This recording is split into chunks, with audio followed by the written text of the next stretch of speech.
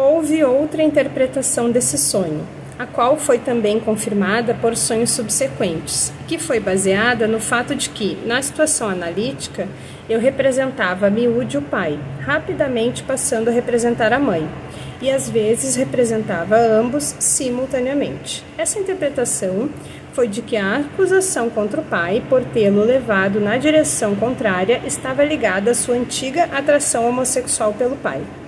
Durante a análise, comprovara-se que essa atração estava ligada a intensos sentimentos de culpa, pois foi-me possível mostrar ao paciente que a inveja e o ódio de sua mãe e do seio dela, fortemente acendidos, tinham contribuído para ele se voltar para o pai, e que seus desejos homossexuais eram sentidos como sendo uma aliança hostil contra a mãe. A acusação de que o pai o levara na direção contrária estava ligada ao sentimento geral, que com frequência encontramos nos pacientes, de que ele tinha sido seduzido para a homossexualidade. Aqui nós temos a projeção dos próprios desejos do indivíduo no progenitor. A análise de seu sentimento de culpa teve vários efeitos. Ele sentiu um amor mais profundo por seus pais, também se deu conta, e estes dois fatos são intimamente ligados, de que havia um elemento compulsivo em sua necessidade de fazer reparação.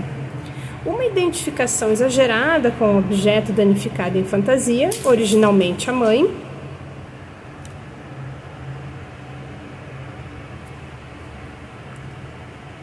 tinha prejudicado sua capacidade de desfrutar plenamente as coisas e, portanto, em certa medida, empobrecer a sua vida. Tornou-se claro que, mesmo em sua relação mais antiga com a mãe, embora não houvesse nenhuma razão para duvidarmos de que ele tivesse sido feliz na amamentação, ele não tinha sido capaz de desfrutá-la completamente, por causa de seu modo de exaurir ou despojar o seio. Em contrapartida, a interferência em sua fruição deu ensejo a ressentimento e aumentou seus sentimentos de perseguição. Esse é um exemplo do processo que eu descrevi num artigo anterior, pelo qual, nos estágios mais iniciais de desenvolvimento, a culpa, em particular a culpa quanto à inveja destrutiva da mãe e da analista, é passível de transformar-se em perseguição.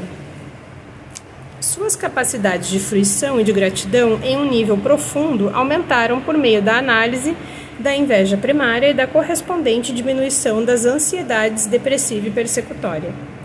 Mencionarei agora o caso de outro paciente, no qual uma tendência à depressão era também acompanhada de uma necessidade compulsiva de reparação. Sua ambição, rivalidade e inveja, que coexistiam com vários outros traços de caráter bons, tinham sido gradualmente analisadas. Não obstante, só depois de alguns anos, e aí ela faz uma nota de rodapé, a experiência mostrou-me que, quando o analista fica plenamente convencido da importância de um novo aspecto da vida emocional, ele torna-se capaz de interpretá-lo mais cedo na análise, dando-lhe assim suficiente ênfase sobre que o material o permitia. Ele pode propiciar que o paciente se conscientize de tais processos muito mais cedo, e assim a eficácia da análise pode ser aumentada. Mencionarei agora o caso de outro paciente, no qual uma tendência à depressão era também acompanhada de uma necessidade compulsiva de reparação. Sua ambição, rivalidade e inveja, que coexistiam com vários outros traços de caráter bons, tinham sido gradualmente analisadas. Eita, repeti. Não obstante, só depois de alguns anos, daí eu fiz a leitura da nota de rodapé, foi que o paciente vivenciou plenamente, por estarem muito escindidos, a inveja do seio e de sua criatividade e o desejo de estragá-lo. No início de sua análise, teve um sonho que descreveu como ridículo. Ele estava fumando seu cachimbo, que estava cheio de artigos meus que haviam sido arrancados de um de meus livros. Inicialmente, expressou grande surpresa com relação a isso, porque não se fumam artigos impressos. Interpretei que isso era apenas uma característica menor do sonho. O principal significado era que ele tinha rasgado o meu trabalho e o estava destruindo. Eu também mostrei que a destruição de meus artigos era de natureza sádico-anal, implícita ao fumá-los. Ele havia recusado esses ataques agressivos, pois, associada à força de seus processos de cisão, tinha uma grande capacidade de recusa. Outro aspecto desse sonho foi que emergiram sentimentos persecutórios em relação à análise. Ele havia se ressentido de interpretações anteriores e as havia sentido como algo que tinha que pôr em seu cachimbo e fumar. A análise de seu sonho ajudou o paciente a reconhecer seus impulsos destrutivos contra o analista e também que esses tinham sido estimulados por uma situação de ciúmes que havia surgido no dia anterior. Situação que girava em torno do sentimento de que outra pessoa era mais valorizada por mim do que ele. Mas o insight obtido não levou a uma compreensão de sua inveja do analista, embora isso tivesse sido interpretado para ele. Não tenho dúvida, contudo, de que isso tenha facilitado o aparecimento de material em que impulsos destrutivos e inveja tornaram-se gradativamente mais claros. Em um estágio posterior de sua análise, um clímax foi alcançado quando todos esses sentimentos em relação ao analista vieram à tona no paciente, com plena força. O paciente relatou um sonho que uma vez mais ele descreveu como ridículo. Ele movimentava-se com grande velocidade, como se estivesse num automóvel. Estava de pé num dispositivo semicircular, feito ou de arame ou de uma coisa atômica. Como ele disse, isso me mantinha em movimento. Aí ela faz uma nota de rodapé. Em inglês, this kept me going.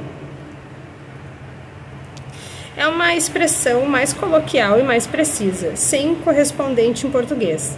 Tende mais para um sentido de algo que sustentava o paciente, dando-lhe força para seguir em frente. Vai ter muita palavra em outra língua, ou alguma palavra até na língua portuguesa, que as pessoas vão fazer uma nota de rodapé e explicar. Porque as palavras têm muita força. E o trabalho do analista acontece com as palavras, né? Subitamente, ele notou que a coisa sobre a qual ele estava de pé estava caindo aos pedaços e ficou muito aflito. Associou o objeto semicircular ao seio e à ereção do pênis, ficando subentendida sua potência. Nesse sonho, entrava seu sentimento de culpa por não estar fazendo bom uso de sua análise e por seus impulsos destrutivos para comigo. Em sua depressão, sentiu que eu não podia ser preservada, e havia muitos elos com ansiedades semelhantes, em parte até conscientes, de que ele não tinha sido capaz de proteger sua mãe quando seu pai estava longe, durante a guerra e subsequentemente. Seu sentimento de culpa em relação a sua mãe e a mim já havia sido, a essa altura, extensamente analisado.